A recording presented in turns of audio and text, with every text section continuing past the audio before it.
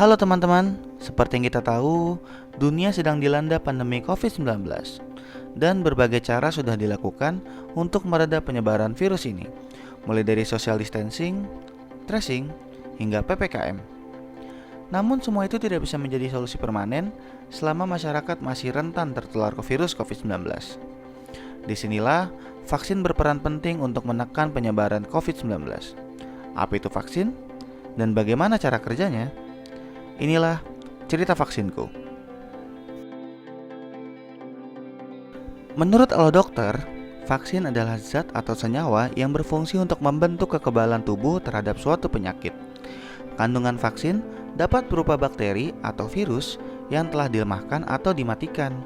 Bisa juga berupa bagian dari bakteri atau virus tersebut. Cara kerjanya, tubuh kamu akan dimasukkan virus yang sudah dilemahkan atau bahkan dimatikan. Hal ini akan membuat tubuhmu dapat melawan virus dan mempelajari cara mengalahkan virus tersebut, tanpa harus merasakan gejala yang berat seperti virus yang asli. Jadi, saat virus yang asli datang, tubuh kamu dapat mengenali jenis virus itu dan akan mengalahkannya dengan mudah. Namun, melakukan vaksinasi tidak dapat menjadi jaminan kalau kita sudah bebas dan kebal dari COVID-19. Menteri Kesehatan Budi Gunadi mengatakan, kita harus ingat bahwa vaksin ini tidak membuat kita 100% kebal seperti Superman terhadap virus COVID-19. Tapi, orang yang sudah menjalani vaksinasi, jika terpapar virus corona, akan merasakan gejala yang lebih ringan daripada yang belum menjalaninya. Kalau kata Pak Budi mah, yang tadinya penyakitnya berat akan menjadi ringan. Orang yang harusnya sakitnya ringan, ia akan menjadi tanpa gejala atau OTG atau asimptomatik. Di Indonesia sendiri terdapat beberapa jenis vaksin yang dibagikan ke masyarakat. Di antaranya vaksin Sinovac yang diterbitkan oleh BPOM pada 11 Januari 2021 silam. Sinovac dikembangkan dari inactivated virus dan diberikan melalui intramuskular.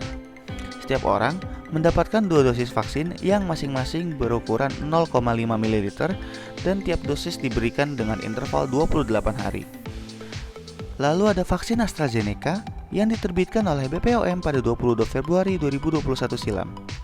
Vaksin ini memiliki platform viral vector dengan diberikan dalam 2 dosis dengan interval 4 hingga 12 minggu. Lalu ada vaksin Sinopharm yang diterbitkan oleh BPOM pada 30 April 2021 dan telah menjalani uji klinik dan terbukti dapat membentuk antibodi dalam melawan virus corona.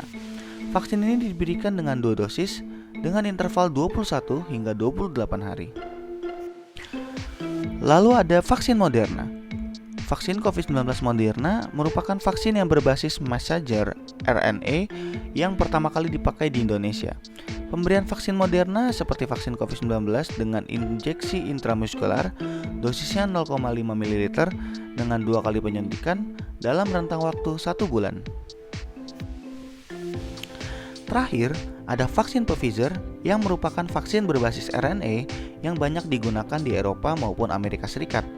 Vaksin tersebut hanya diberikan dengan dosis yang lebih kecil, yaitu 0,3 ml dengan hanya 1 kali vaksinasi. Buat kamu yang ingin mengikuti kegiatan vaksinasi, ada beberapa cara. Yang pertama, kamu bisa datang ke kantor desa seperti kantor desa Mekarsari dan meminta didaftarkan vaksin. Nanti, kamu akan dijelaskan oleh perangkat desa mengenai persyaratan yang harus kamu lalui. Atau, kamu bisa mengikuti kegiatan vaksinasi umum yang diadakan oleh beberapa pihak. Cara yang ini lebih cepat, namun juga sedikit beresiko. Karena sistemnya yang siapa cepat dia dapat, biasanya akan terjadi penumpukan masyarakat yang ingin vaksin juga. Biasanya, yang perlu kamu siapkan biasanya adalah fotokopi KTP dan alat tulis. Jangan lupa pakai masker ya.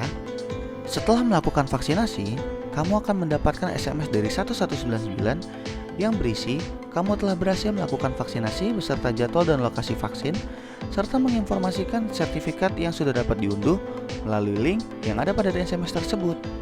Atau, kamu bisa pergi ke website pedulilindungi.id, buat akun, lalu buka profil, klik sertifikat vaksin. Di situ, kamu bisa mendownload sertifikat vaksin untuk berbagai keperluan.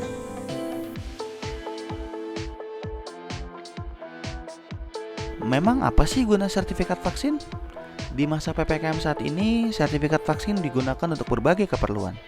Bahkan di Jakarta, sebagian kegiatan harus menunjukkan sertifikat vaksin agar kamu bisa melakukannya. Hal ini membuat beberapa orang memilih untuk mencetak sertifikat vaksinnya. Meski terkesan mudah, tentu saja hal ini cukup beresiko. Karena sertifikat vaksin berisi beberapa data pribadi seperti nama, NIK, dan tanggal lahir. Kamu tentu tidak mau informasi sensitifmu berada di tangan orang lain. Maka, jika kamu memang ingin mencetak sertifikat vaksin, maka cetaklah di tempat terpercaya ya. Namanya siapa, Mbak? Rida, Nasya, Alasan mengikuti vaksinasi? karena kamu diri sendiri, dukung program pemerintah aja sih. Ngerasain efek samping nggak setelah divaksin? Paling pegel di area bekas suntik, pernah malam-malamnya demam gitu sih. Kalau cara daftarnya menurut Mbak mudah nggak? Tinggal daftar, nanti bawa KTP ke sana. Gampang-gampang aja sih, soalnya dapat infonya juga dari website kan. Kalau untuk mendapatkan sertifikatnya mudah nggak? Nanti dapat SMS dari Kementerian Kesehatan. Biasanya dikirim ke SMS atau nggak lewat WA. Beda-beda sih. Kalau menurut Mbak vaksinasi itu penting nggak? Penting, itu sebagai bentuk pelindungan diri bagi kita dan orang lain dari COVID-19. Penting. Kenapa? Buat ngelindungin diri sama sekitarnya.